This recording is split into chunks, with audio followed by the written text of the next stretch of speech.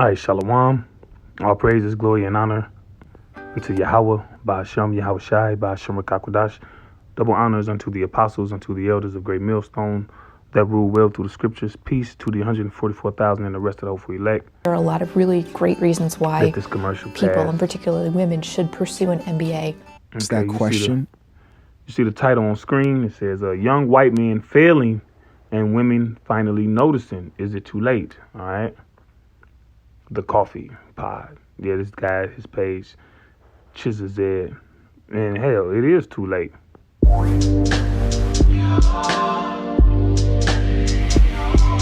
Joseph YouTube, welcome to the Coffee Pod. My name is Chizazed. Drink the coffee, it'll make you feel better. Woman wants to know what is going on with young men, specifically young white males. She says they are failing. No more wasting time.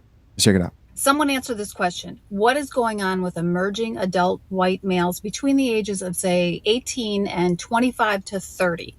I ask you this because most of the clients that come to me have young adult white males between 18 and, say, 30, and they are sleeping all day, gaming all night, hiding from their parents, hiding from the world, smoking a lot of weed. They don't want to grow up. And I don't want to use inflammatory language, but I have seen so much of this in the last 18 months that I would say this is an epidemic. And I don't think it's just one thing. I think it's a complex issue. I think it has to do with the attraction of gaming and the escape of that. I think it has to do with losing faith in the world and the way it's going at the moment. And I think in some ways we all hit that 20s and we're like disillusioned with the fact that we have to grow up and like kick it into gear and take responsibility for ourselves. And maybe we don't want to do that. But why is it so much more difficult these days for this generation? It's right. And she said smoking weed, well, you got to double down with the drug part because they're doing them opioids, right? Fentanyl is real big.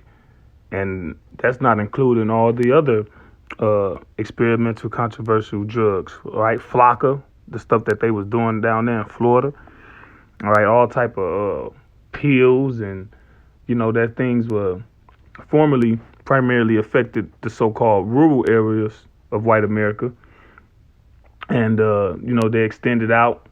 All right, you got so-called Negroes, Latinos, Native Americans doing them now too, but it's really devastated white America. Okay, even with in the hospital getting prescriptions for them, because it's been generally believed that you know so-called black people got higher pain tolerances and they would be denied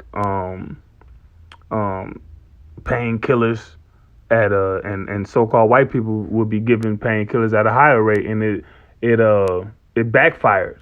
You know, it backfired on them. So it's a lot of different variables concerning why they failing. The one of the main ones is the time we in now, Deuteronomy 30:7. It says, "And the Lord Yahweh, thy power, will put all these curses upon thine enemies, and on them that hate thee, which persecuted thee." So now we're in the period of translation from like the scripture in Sirach, the 10th chapter says. It says, was it 10:8? It says, because of unrighteous dealings, okay? The so-called white man has been dealing unrighteously with the world and primarily with the true children of Israel, so-called Negroes, Latinos, Native Americans, from their time coming over here. All right, Christopher Columbus, even going on in Europe, all right, the so-called Renaissance period. All right, the Renaissance period, that was the rebirth of so-called white rulership. All right, injuries and riches got by deceit. The kingdom is translated from one people to another. So we're in the pre-translation phase, right? These curses that the children of Israel has suffered from are now starting to be put on our enemies, all right? Primarily the so-called white man. Let's look at some of them, all right? starting at verse 16.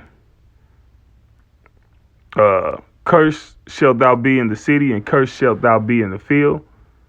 Cursed shall be thy basket and thy store. Right. So basically your savings, all right, your basket and your store is basically what you would bring in, what you would produce from your farmland. All right. And then you would store some up, for the winter, because things don't grow in the winter. All right. Well, you can apply that into your savings. All right. With all these banks and these bailouts and the hyperinflation. All right. They affected by that. It says, cursed shall be the fruit of thy body and the fruit of thy land, the increase of thy kind and the flocks of thy sheep. Cursed shalt thou be when thou comest in, when you born, and cursed shalt thou be when thou goest out. Right. You got a lot of them starting to be born into poverty now, and then they die of overdose. All right. The Lord shall send upon thee cursing, vexation, and rebuke, and all that thou settest thine hand unto for to do, until thou be destroyed, until thou perish quickly, because of the wickedness of thy doings, whereby thou hast forsaken me. The Lord shall make the pestilence cleave unto thee, disease. All right. And they're diseased, man, until he have consumed thee from off the land whither thou goest to possess it. Right. So, you can read on down, and, some of these curses are starting to apply to our enemies. Right. They don't get a pass for being so-called white anymore. Right. So-called white man has always, pretty much been given the benefit of the doubt. But now they're being spoiled by, let me grab that scripture real quick. This is Isaiah 32 and 5. It says, the vile person shall be no more called liberal, nor the churl said to be bountiful. Yeah, he's always been vile. All right. But he kind of hid through a mask, and the world has kind of accepted him and received him. But now they're woken up to him. So now he go places and people puff up at him and sneer at him. All right. He don't get a pass for that white skin anymore. All right. He's being outpaced in the job market. All right. Because you have let me see. Grab this scripture real quick. I think it's in Habakkuk. That's good too. Right, Habakkuk 2 and 8. It says, because thou hast spoiled many nations, right? All the remnant of the people shall spoil thee, because of men's blood, and for the violence of the land, of the city, and of all that dwell therein. Yeah, they've been the hammer of the whole earth. They've been killing, robbing, murdering, destroying the whole earth, man. They've been overdoing it. They ain't just been conquering people and just ruling. No, they've been going beyond. They've been going above and beyond what it means to conquer somebody, man. They've been overdoing it. They've been over whooping, But now, and like I said, we're in the beginning of the climax of their destruction. All right. They starting to feel it, All these leftist groups, they say the enemy is this white conservative male is the enemy. All right, the white evangelical male. All right, so if you a so-called heterosexual white Republican, you looked at as the enemy. And now they says this part in verse 8, this part, all of the remnant of the people shall spoil thee. Well, ultimately, they're going to get their hands on you. All right. They're going to be able to touch you. They're going to be able to be avenged for all the wrong you did. But until then, until that time's come, they're spoiling you by taking your positions away. You go in some of these factories, a lot of the supervisors and a lot of the bosses are foreigners. Like, for real. Like, when you go into these factories, you might have you got your workers, right? Then you got like your forklift drivers, and then you have your leads, and then you have your supervisors, and then you have above them, you have your operations manager and things like that. A lot of those upper positions are Nigerians, Latinos, even so-called Negroes. All right. And traditionally, those positions would almost all the time be held by so-called white men. Not even the so-called white woman. They'll put her in there here and there, but it would be so-called white male. All right. And what qualified him for the position was his whiteness. All right. So let me jump to let me grab it in this app. Jeremiah 49:10. But I have made Esau bare. I have uncovered his secret places, and he shall not be able to hide himself. Yeah, he's the enemy. All right. He's like we read in Isaiah, or he's the adversary. You know, adversary mean against. So he's against everybody. He's against all the nations. He's against nature. Look at what he's doing in nature. Look at what he's doing to the animals. Look what he's doing to the ocean and the air. He's against anything conducive to life. All right. He's the adversary. All right. He's the antagonist. Okay, of this story. All right.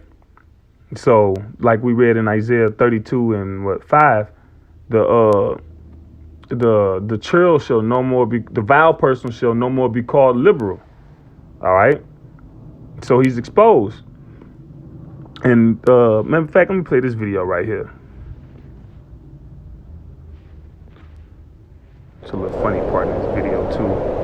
This entitled, and there's other documentaries. It's called Fentanyl, America's Grim New Opioid Addiction.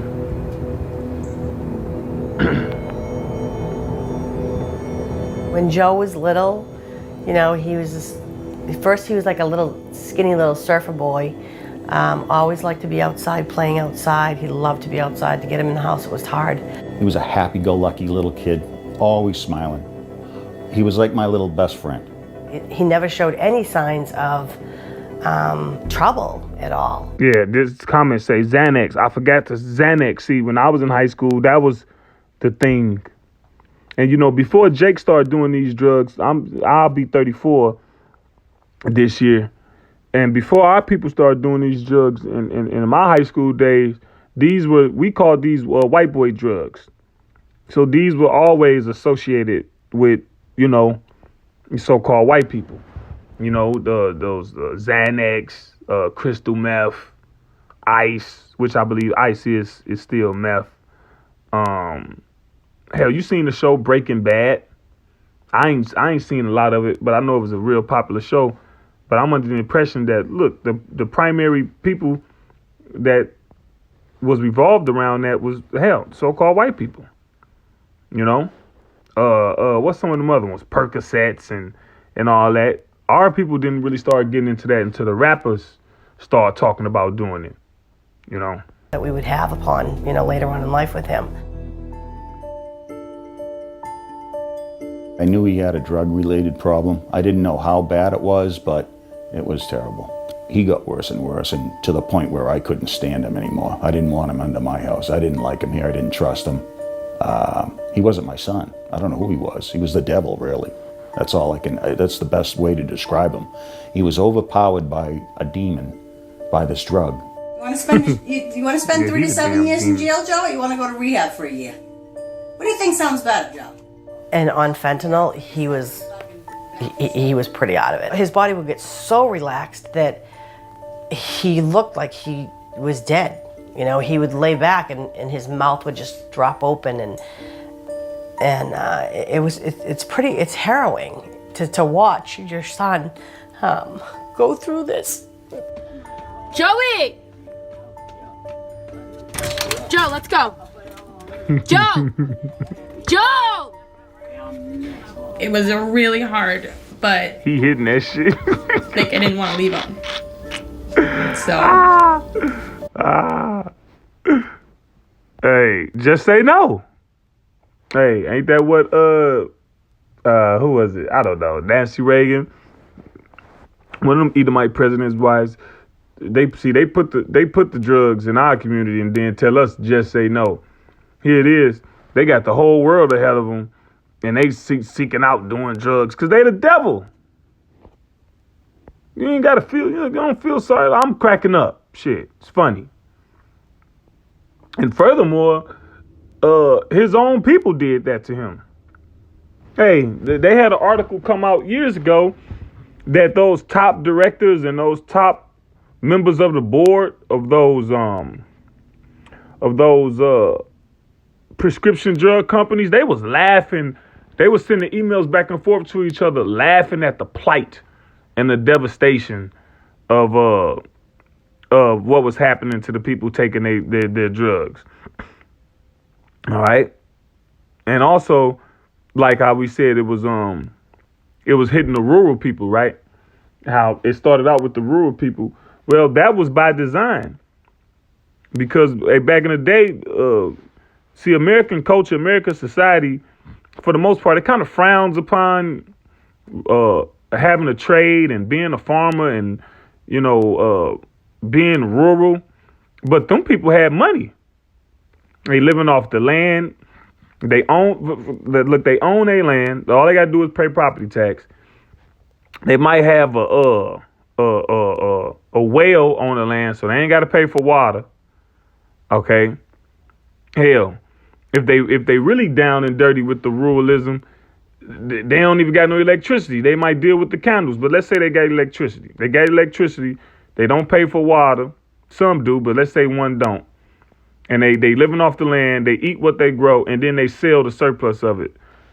And that's rinse, wash, and repeat. They got money. They loaded. So it was the devil ingenious idea, and you can look this up, to get their money. And that's one of the ways that they got their money.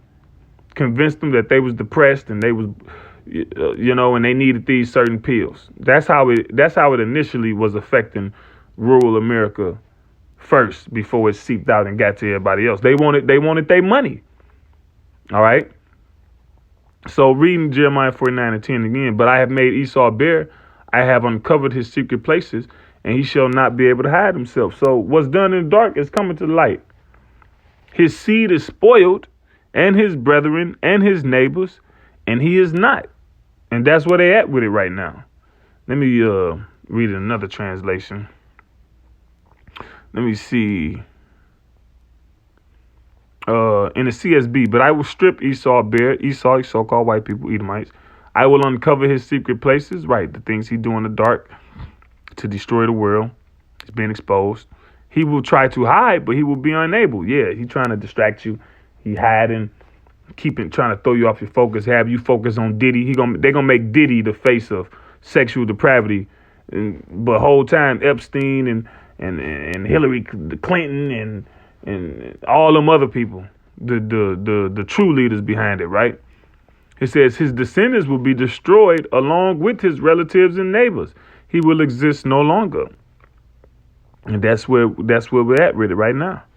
That's where we're in the pre-phase of that. Prehistory.